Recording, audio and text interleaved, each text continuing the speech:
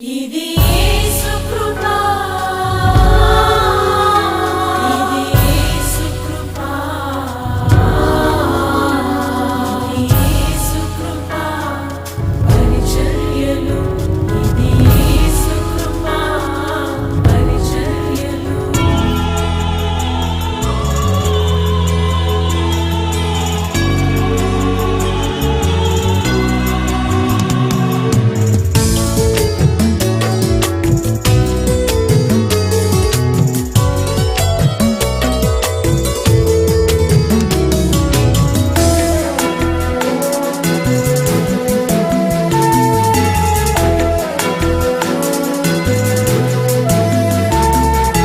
యేసు కృప ఎంతో మధురమైనది, యేసు కృప ఎంతో శ్రేష్టమైనది, యేసు కృప ఎంతో మధురమైనది, యేసు కృప ఎంతో శ్రేష్టమైనది.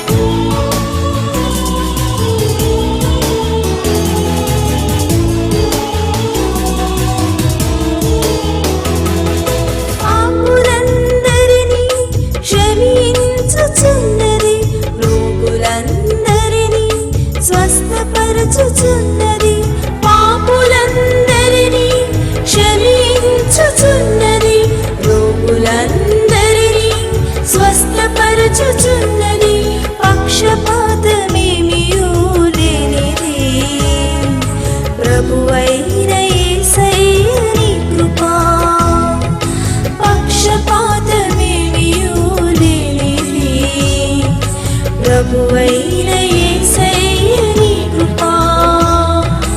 అందుకో సోదరా, అందుకో సోదరి, అందుకో సోదరా, అందుకో సోదరి, ఆరిపోని అమర జ్యోతి యేసయ్య కృపనందుకో, ఆరిపోని అమర జ్యోతి యేసయ్య కృపనందుకో. యేసు కృప ఎంతో మధురమైనది, యేసు కృప ఎంతో శ్రేష్టమైనది, యేసు కృప ఎంతో మధురమైనది, యేసు కృప ఎంతో శ్రేష్టమైనది.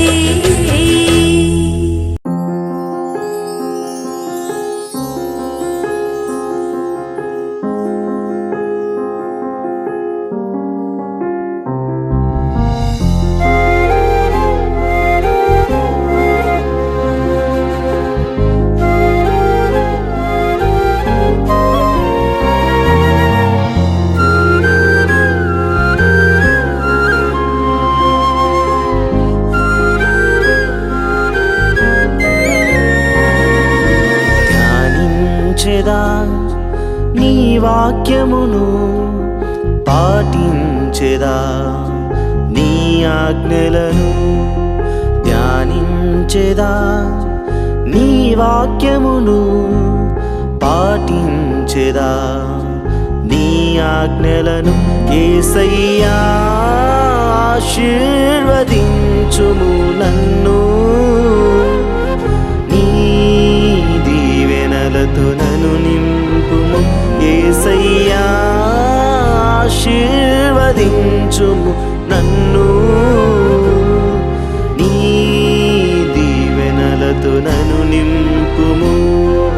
ధ్యానించెదా నీ వాక్యమును, పాటించెదా నీ ఆజ్ఞలను.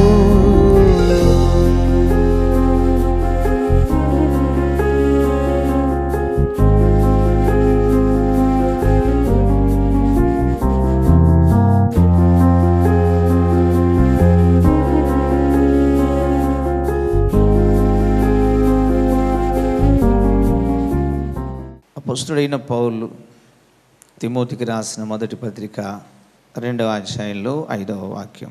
దేవుడు ఒక్కడే, దేవునికిని నరులకును మధ్యవర్తియు ఒక్కడే, ఆయన క్రీస్తు యేసును నరుడు. ప్రియమైన సహోదరులారా, బైబిల్ చెప్తున్న సత్యం ఏంటి? దేవుడు ఒక్కడే. మనమే కదా చదివింది అందరం, దేవుడు ఒక్కడే. మన లోకంలో చూస్తే చాలా కన్ఫ్యూజన్గా ఉన్నాం, దేవుని విషయంలో గలిబిలిగా ఉన్నాం. మా దేవుడు మాకు గొప్ప, మీ దేవుడు మీకు గొప్ప. ఇదంతా కూడా మానవులమైన మనకి చాలా గలిబిలిగా ఉంది. ఈ గలిబిలంతటికి పరిష్కారం ఏంటంటే బైబిల్, పరిశుద్ధ గ్రంథాన్ని మనం బాగా తేరి చూడాలి. దేవుడు ఒక్కడే, దేవునికి స్తోత్రం కలుగునుగాక. ఈ దేవునికిని మానవునికిని మధ్యవర్తి ఒక్కడే. ఆ మాట కూడా మీరు గమనించాలి. దేవుడు ఒక్కడే, నరులకును దేవునికిని మధ్యవర్తి ఒక్కడే, ఆయన క్రీస్తు యేసును నరుడు. ఎందుకు వీరిద్దరి మధ్యలో మధ్యవర్తి అవసరమైంది? దేవుడు కదా, ఆయన దేవుడు కదా, ఆయన ప్రేమమూర్తి కదా, ఆయన సర్వశక్తి గల దేవుడు కదా, ఆయన దయాళుడు కదా. మరలా ఆయనకి ఈ నరులకు మధ్యవర్తి ఏం అవసరమైంది? సో దేవునికి నరులకున్న సంబంధం ఏమిటి? ఈ నరులకు దేవునికి మధ్యవర్తి అవసరం ఏమిటి? ఇది కొంచెం మనం ఆలోచించినట్లయితే దేవునికి నరులకు చాలా దగ్గర సంబంధం ఉంది. వీడిని బంధం, ఎడబాయని బంధం. మనకైనా మన జీవితంలో శాశ్వత కాలాలు మనకు బంధాలు ఉండవు. అవి నిండు నూరేళ్ళు మనం దేవుని కృపలో బ్రతికినా ఈ లోక బంధాలన్నీ కూడా భార్యాభర్తలైనా, అన్నదమ్ములైనా, అక్క చెల్లెళ్ళైనా, రక్త సంబంధమైన ఒకరిని వదిలకు వరం వెళ్ళిపోవాల్సిందే. కానీ దేవుని బంధం ఒక్క క్షణం కూడా దూరమయ్యేది కాదు. అవి ఎన్ని తరాలైనా, ఎన్ని యుగాలైనా, ఎంత కాలమైనా శాశ్వత కాలము దేవుని యొక్క బంధం స్థిరపడి ఉంటుంది. ఇలాంటి అమూల్యమైన బంధం కలిగిన దేవునికిని మానవులకు మధ్య ఏం జరిగింది? ఎందుకు యేసుక్రీస్తు మధ్యవర్తిగా రావాల్సిన అఘాయిత్యం ఏమిటి, అవసరం ఏమిటి? మనం ఆలోచించాలి. దేవుడు ఒక్కడే, నరులకును దేవునికి మధ్యవర్తి ఒక్కడే. ఒక విషయం మనం ఆలోచించేద్దాం. మధ్యవర్తి ఎందుకు అవసరం అవుతాడు? వాళ్ళిద్దరిలో ఏదో సమాధానం కోల్పోయి ఉంటారు. అదియును దగ్గర బంధం కలిగిన వారి మధ్యలోనే మధ్యవర్తి అవసరం. బంధాలు లేని వాళ్ళకి, వాళ్ళెవరో వీళ్ళెవరో తెలియని వాళ్ళకి మధ్యవర్తి అవసరం లేదు. ఏదో వాళ్ళ దారి వాళ్ళది, వీళ్ళ దారి వీళ్ళది, మనకెందుకు వచ్చింది అన్నట్టుగా వెళ్తారు. చాలా సన్నిహితంగా, సంపూర్ణ రక్త సంబంధమై వీడని బంధంగా బ్రతుకుతున్న వాళ్ళకి మధ్యలో అసమాధానం వస్తే మధ్యవర్తి తప్పకుండా అవసరం. వీరిద్దరి మధ్యలో అసమాధానం రావడానికి ఇటువైపు చూస్తే దేవుడు, అటువైపు చూస్తే మానవుడు. అసమాధానం అన్నది, అశాంతి అన్నది, విభేదం అన్నది, విరోధము అన్నది, ఎడబాటు అన్నది మానవుని ద్వారా కలిగిందా లేక దేవుని ద్వారా కలిగిందా? మనం ఆలోచించాలి. ఎందుకంటే మనం వాదోపవాదాలు చేసే మనుషులం. అటువైపు వాళ్ళది మంచితనం ఉన్నా, మనది బలహీనత ఉన్నా, లేక మనది మంచితనం ఉండి అటువైపు వాళ్ళు బలహీనులైనా, బలహీనులు నేను బలహీనుడనని ఎప్పుడు ఒప్పుకోరు. నేను పొరపాటు చేశాను, నేనే విరోధంగా మాట్లాడాను, నా వలనే ఇది జరిగింది, ఇదంతా నా పొరపాటే అని ఒప్పుకోవడం మానవ జీవితంలో అది సాధ్యం కాదు. పోలీసు వాళ్ళు పట్టుకొని అడుగుతారు, ఒప్పుకోడు మనిషి. ఖచ్చితంగా ఒప్పుకోవాలంటే దేవుని దగ్గర ఒప్పుకోవాల్సిందే వస్తుంది. దగ్గరగా అక్కడ తప్పించుకోలేడు. సో ఈ మానవుడు వాదోపవాదాలు చేసేవాడు. ఇప్పుడు ఆలోచన చేద్దాం. అసమాధానం, విరోధం, వ్యతిరేకత, లేకపోతే పొరపాటుతనం విడిపోవడానికి కారణం ఎవరు? దేవుడు, మనిషి. మనిషికి దేవునికి బంధాలేంటి? నరుడు దేవుని కుమారుడు. మత్తయి సువార్తలో చాలా చక్కగా రాసి ఉంది, తర్వాత మీరు చదువుకోండి. మానవుడు ఆదాము దేవునికి కుమారుడు. ఇప్పుడు వీరిద్దరి మధ్య అగాధం ఏర్పడడానికి, ఇద్దరూ విడిపోవడానికి, ఇద్దరూ కలవకుండా దూరం ఉండడానికి, అశాంతితో బ్రతకడానికి, అసమాధానంతో బ్రతకడానికి కారణాలు ఇద్దరిలో ఎవరివా అని మనం వెతికినట్లయితే మీరే చెప్పొచ్చు, చాలా తేలికగా చెప్పొచ్చు. చెప్పండి, ఎవరివి? మనమే. భార్య భర్తల మధ్య తేడా వస్తే ఏ స్త్రీ అయినా, అయ్యా నా వలనే కలిగింది ఇదంతా, నా బలహీనతే, నా పొరపాటే, ఆయన తప్పేం పెద్ద తప్పు లేదయ్యా అని చెప్పగలదా? చెప్పరు. అయ్యా నేను చాలా కరెక్టు, నా చేతనంత మట్టుకు నేను అన్నీ కూడా క్రమంగానే నడుచుకుంటాను, ఆ మనుషుడేనయ్యా, మర్యాద లేదు, క్రమం లేదు, అది లేదు, ఇది లేదని చెప్తాం. ఏ పురుషుడైనా ఆ అమ్మాయి నాకంటే చాలా చిన్నదండి, సర్దుకొని పోవాల్సింది నేనే, తండ్రిగా ఉండవలసిన వాడిని, ఆ అమ్మాయిని ఎక్కడి నుండో తీసుకొచ్చుకున్నాను, నా ఇల్లాలుగా నాకు మెడ వంచి మంగళసూత్రం కట్టించుకొని తల వంచి సంసారం చేస్తూ ఉంది, ఆ అమ్మాయి బలహీనరాలు, నా పొరపాట్లే ఉన్నాయా అని చెప్పగలడా? చెప్పడు. చెప్పడు కాకంటే చెప్పడు. మానవుడు వాదిస్తాడు కానీ తన జీవితాన్ని గ్రహించలేడు. అంటే తన వేలో తాను, తన మార్గంలో తాను నేను కరెక్టు అంటాడు ఎప్పుడు కూడా. అది మానవుని యొక్క లక్షణం కాదు. ఇప్పుడు వద్దాం అక్కడికి. మానవుడు చేసిన సహవాసం, మానవుడు చేసిన పొరపాటు సహవాసం. తండ్రి అయిన దేవునితో సహవాసం అతనికి ఉంటే అలాంటి మాటలు మాట్లాడాడు. దేవునితో సహవాసం చేసే వాళ్ళందరినీ మీరు గమనించండి, ఎప్పుడు ఒకరి మీద ఒకరు నేరాలు మోపమంటే మోపరు, తప్పు నాదేని ఒప్పుకుంటారు, దేవుని దగ్గర ఏడుస్తారు. ఒకవేళ భర్త తప్పు చేసినా భార్య తన మీద వేసుకొని దేవుని దగ్గర పశ్చాత్తపడి, అయ్యా తండ్రి అతడు బలహీనుడు, తెలియనివాడు, పొరపాటు మనిషి, ఆయన పక్షాన నేను నీకు విజ్ఞాపన చేస్తున్న ప్రభువా, ఆయన ఎముకల్లో ఎముకను, ఆయన మాంసంలో మాంసాన్నయ్యా, నేను దయచేసి నా భర్త తప్పులను క్షమించమని దేవునితో పూర్తిగా సహవాసం చేసే స్త్రీ ఖచ్చితంగా ప్రార్థన చేస్తారు. పురుషుడు తన ఇల్లాలి యొక్క తప్పును పొరపాటున ఎంచమంటే ఎంచడు, అది ఎంత పొరపాటు కానీ సవరించుకుంటాడు, చెబుతాడు, అమ్మ ఇది మంచిది కాదు, ఇలా మనం బ్రతకాలి, ఇలా మనం జీవించాలి, ఇలా చేయాలమ్మా అని చెప్తాడు. పూర్తిగా ప్రభుతో సహవాసం ఉండాలైతే. చాలామంది ఎన్నో తప్పులు చేసి ఏమి చేయనట్టుగానే మనం జీవిస్తాం, అది దేవునికి నచ్చదు. యథార్థత కావాలి. ఇక్కడ వచ్చింది సమస్య. ఇప్పుడు విరోధము, అసమాధానము, అశాంతి తండ్రి కొడుకుల మధ్య, అనగా దేవుని మధ్య, ఆదాము మధ్య, వీరిద్దరి మధ్య ఇవన్నీ కూడా రావడానికి కారణం దేవుడు కాదు సుమా. దేవుడు తన బిడ్డకు చెప్పవలసినవన్నీ చెప్పాడు. ఇది చేయాలి, ఇది చేయకూడదు, ఇవి తినాలి, ఇవి తినకూడదు, అన్ని క్షుణ్ణంగా చెప్పేశాడు.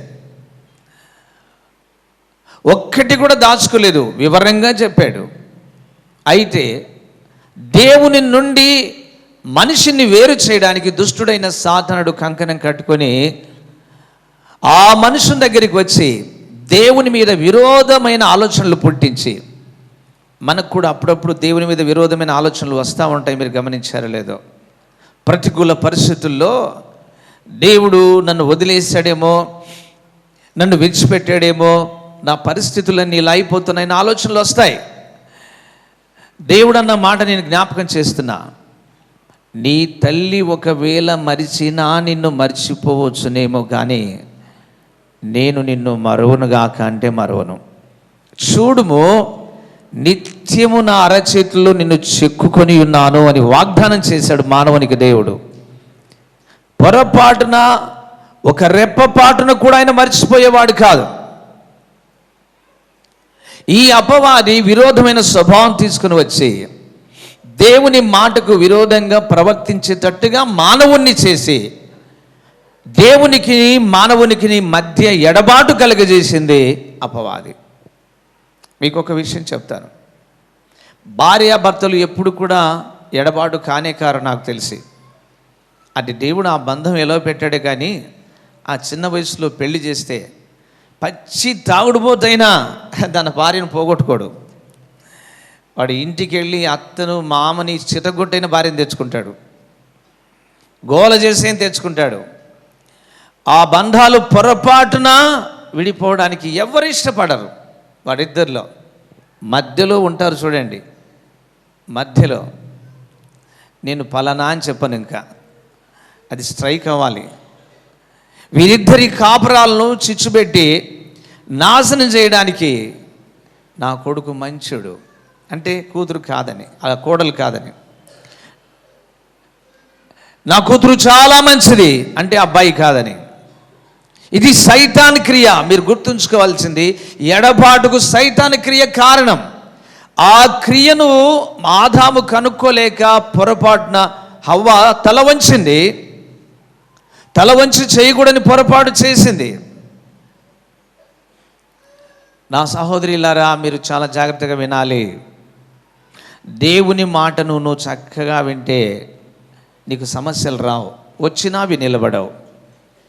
దేవుని మాటను ప్రక్కన పెట్టి నీ సొంత ఆలోచన, ప్రక్క వాళ్ళ మాట ఆలోచన, అసలు వాళ్ళ జీవితంలో దేవుడే లేడు, దేవునికి లోబడే గుణం లేదు, బైబిల్ చదవచ్చు, ప్రార్థన చేయొచ్చు, ఏదైనా చేయొచ్చు, దేవుని వాక్యానుసారంగా బ్రతకని వారి మాటలు నువ్వు విన్నట్లయితే నీ సంసారానికి ముప్పు, మీ సంబంధానికి అశాంతి, ఇవి జరుగుతాయి. ఇద్దరి మధ్యన బంధాలు దూరం అయిపోయేది చెప్పుడు మాటలు. నా ప్రియమైన సహోదరులారా, సహోదరులారా, ఈ మానవునికి దేవునికి బంధాలు విడిపోవడానికి, అశాంతి రావడానికి, అసమాధానం రావడానికి కారణం అపవాది. ఇప్పుడు మానవునిలో అశాంతి పూర్తిగా ఏర్పడింది, అసమాధానం వచ్చింది, భయం, పిరికితనం, సమస్యలు, వ్యాధులు, రోగాలు, కష్టాలు, కన్నీళ్లు, దరిద్రం, చెప్పలేనివన్నీ కూడా మానవుని మీదకి ప్రవేశించాయి. ఏనుగును పిలిచి ఆ నడకను చూసి ఏనుగు అని పేరు పెట్టాడు చెయ్యేసి. సింహం నడుస్తూ వస్తే దాని యొక్క నడక చూసి నీవు సింహానివి అన్నాడు ఈ మానవుడు. జంతువులన్నిటికీ, పక్షులన్నిటికీ పేర్లు పెట్టింది ఆదాము పెట్టాడు, దేవుడు పెట్టలేదు. సృష్టించింది దేవుడు, పేర్లు పెట్టింది ఆదాం. పులి, ఎలుగుబంట్లు ఆయన దగ్గరకు వచ్చి నమస్కారం చేశాయి. ఎప్పుడైతే మానవుడు దేవునికి విరోధి అయిపోయాడో, వ్యతిరేకమయ్యాడో, రాత్రి పడుకుంటే దోమలు ఏమంటాయి, మనతో ఏమంటున్నాయి? నిద్రపోమంటున్నాయా, పొమ్మంటున్నాయా? రక్తదానం కోసం వస్తున్నాయి అవి కూడా. నేను రక్తదానం కోసం వచ్చాను, కిటికీలు బిగించుకున్నా, దోమ తెరలు పెట్టుకున్నా, ఆల్అవుట్ పెట్టుకున్నా. ఆల్అవుట్ మనకు పని చేస్తుంది కానీ దానికి పని చేయట్లా. మనకు దగ్గు వర్షాలు పడుతున్నాయి కానీ దానికి ఎక్కట్లా. దోమలు సహితము విరోధమైపోయాయి. ఈ దుర్గతిలో బ్రతుకుతున్న మానవుణ్ణి తిరిగి దేవునితో సమాధానపరచడానికి ఒక మధ్యవర్తి అవసరం. దేవుడు చూస్తే ఒక్కసారి మాట ఇచ్చాడంటే మాట వెనక్కి తీసుకోడు. ఆమేన్, ఆమేన్. అది ఏమైనా సరే, మాట ఇచ్చాడా మాటను ఇంకా మార్చడు, మాట తప్పడు. దాని కొరకు ఎంత టైం అయినా వేచి ఉంటాడు. అవసరమైతే తన ప్రాణమే ఇస్తాడు, కానీ మాట మాత్రము మార్చడు. ఆయన కండిషన్లు అవి. ఆయన మాట తప్పితే ఇక దేవుడు కాదు. ఆయన న్యాయాన్ని తప్పితే దేవుడు కాదు. ఆయన నీతిని తప్పితే దేవుడు కాదు. తన సొంత కొడుకే కావచ్చు, తన బిడ్డే కావచ్చు, కానీ మాట మాత్రం మార్చకూడదు. ఆయన దేవుని హృదయంలో వేదన పుట్టించింది మానవుడే, తన హృదయాన్ని పాడు చేసుకుంది మానవుడే, దేవునితో సంబంధం పోగొట్టుకుంది మానవుడే, అసమాధానంతో, అశాంతితో, అనారోగ్యముతో దీర్ఘాయుషును పోగొట్టుకొని సమస్యల వలయంలో చిక్కింది మానవుడే, పాపపు బంధకాల మధ్య నశించిపోతున్నది మానవుడే, మనసులో నిలకడ లేక, మనశ్శాంతి లేక, హృదయములో ప్రశాంతత లేక నలిగిపోతున్నది మానవుడే. ఈ మానవుణ్ణి, ఆ గొప్ప దేవుణ్ణి, ఇద్దరిని కూడా కలపాల్సినటువంటి ఒక మధ్యవర్తి కావాలి. వీరిద్దరికి మధ్యవర్తి కావాలి. మధ్యవర్తి అంటే అంత తేలికగా ఉంటుంది మీరు అనుకుంటారా?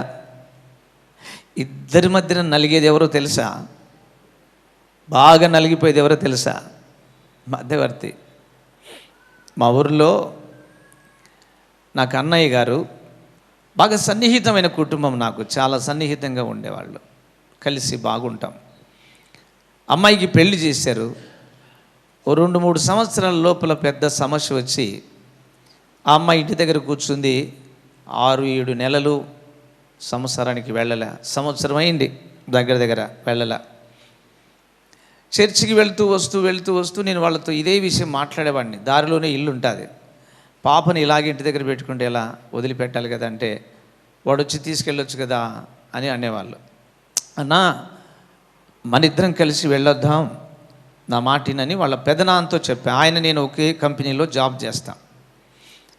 నీకు తెలియదురా వాళ్ళు ఎలా అంటే అలా మాట్లాడతారన్నారు. వెళ్ళిన తర్వాత మాట్లాడతారు, డిస్కషన్లు జరుగుతున్నాయి. మేము అడిగి చూసాంరా, ఆ పక్కలను అడిగి చూసాం, ఆ ఊరి వాళ్ళకి మన మీద గొంతు దగ్గర ఉందట. వెళితే ఇంకా నానా మాట్లాంటారు. ఈ పక్కలను, ఆ పక్క వాళ్ళను, ఎదుటింటి వాళ్ళను, వెనికింటి వాళ్ళని అడిగేదానికంటే డైరెక్ట్ వాళ్ళని అడిగితే బాగుంటుంది కదా అని నేను. మనం అట్లా అడుగుతామా? చెప్పండి, అలా అడుగుతామా? ఏమంటున్నారు? వస్తామన్నారా? మళ్ళీ ఈ రోగం ఒకటి ఉంది, ఊరికి అట్లా మర్చిపోయేది ఉందా? లేదు. అన్నా వెళ్దాంలే అన్నా, ఏమైతే ఉంది, పాప కోసం 4 మాటలు అనిపించుకుందాం. పరలోకంలో నుండి యేసు ప్రభు భూలోకానికి వచ్చేటప్పుడు ఎంత డిస్కషన్ జరిగింటుంది మీరు ఆలోచన చేయండి.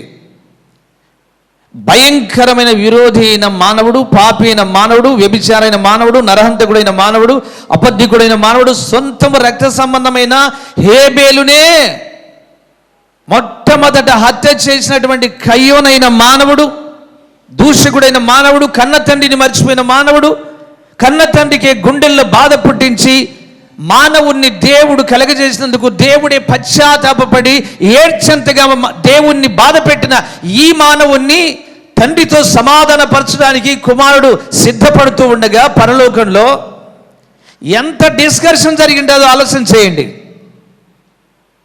వింటాడా? లోపడతాడా? రకరకాలుగా మాట్లాడతాడు. అవునండి, నేను మానవుణ్ణి, ఆయన దేవుడు కదా, ఆయన తండ్రి కదా, ఆయన తగ్గించుకోవచ్చు కదా అంటాడు.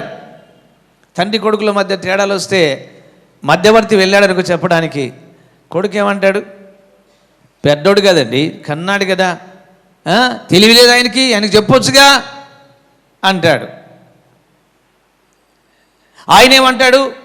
నాకు పుట్టినోడు వాడు ఇంత లేడు, నేను కన్నాను, నేను పెంచాను, నేను పాలించాను, నేను చదివించాను, ఆ గాడిద కొడుక్కి బుద్ధి లేదా కొంచెమైనా అంటాడు ఆయన.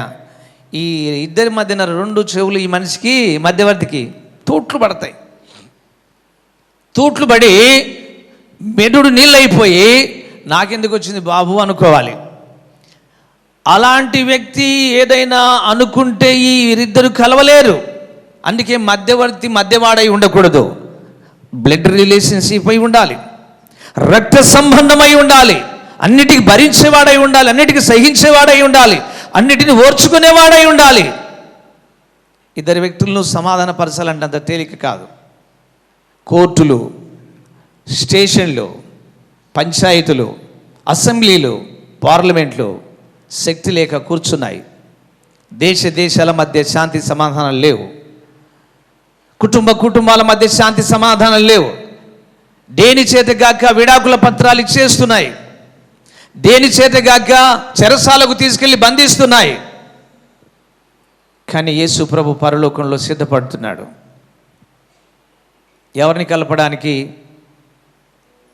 తండ్రి అయిన దేవుని సన్నిధికి విడిపోయిన మానవుని తీసుకురావడానికి, చెడిపోయిన మానవుని తీసుకురావడానికి, రోగాలతో నలిగిపోతున్న మానవుని తీసుకురావడానికి, అంధకారములో తడువులాడుతూ జీవితాన్ని చిత్రవద చేసుకుని నిద్రలు కూడా పట్టకుండా శిథిలమైపోతున్న మానవుని తీసుకుని వచ్చి దేవుడైన తండ్రితో సమాధానంగా బ్రతికించడానికి యేసు ప్రభు పరలోకంలో కంకణం కట్టుకుని దిగరవడానికి 2000 సంవత్సరాల కిందట సిద్ధపడ్డాడు.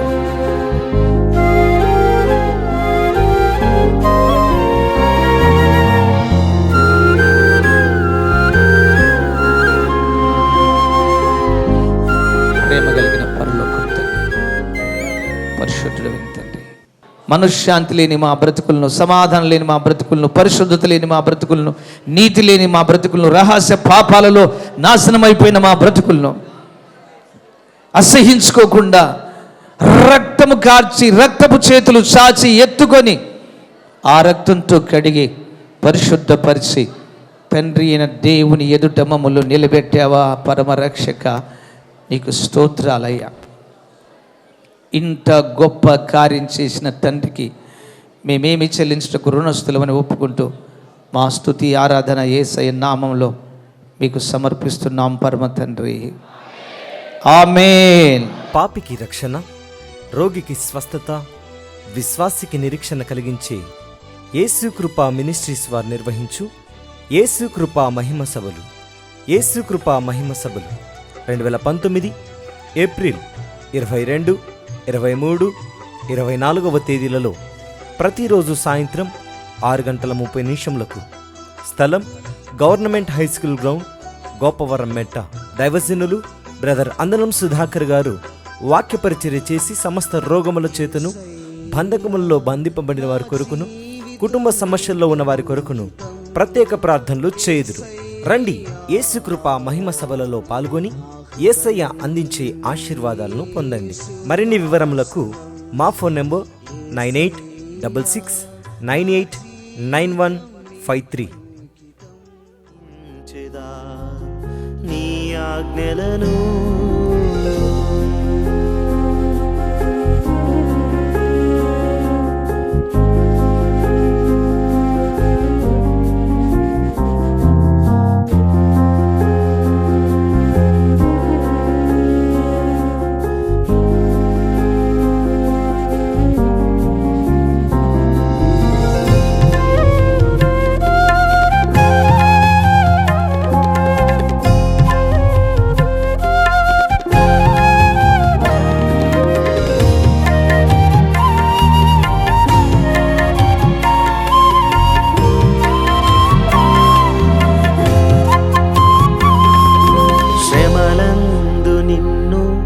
కీర్తించుటకై, బాధలలో నిన్ను స్తుతించుటకై, శ్రమలందు నిన్ను కీర్తించుటకై, బాధలలో నిన్ను స్తుతించుటకై, నా మనసులో నీ వాక్యము నాటుకొందును, ఎల్లవేళలా నిన్ను కొనియాడెదను.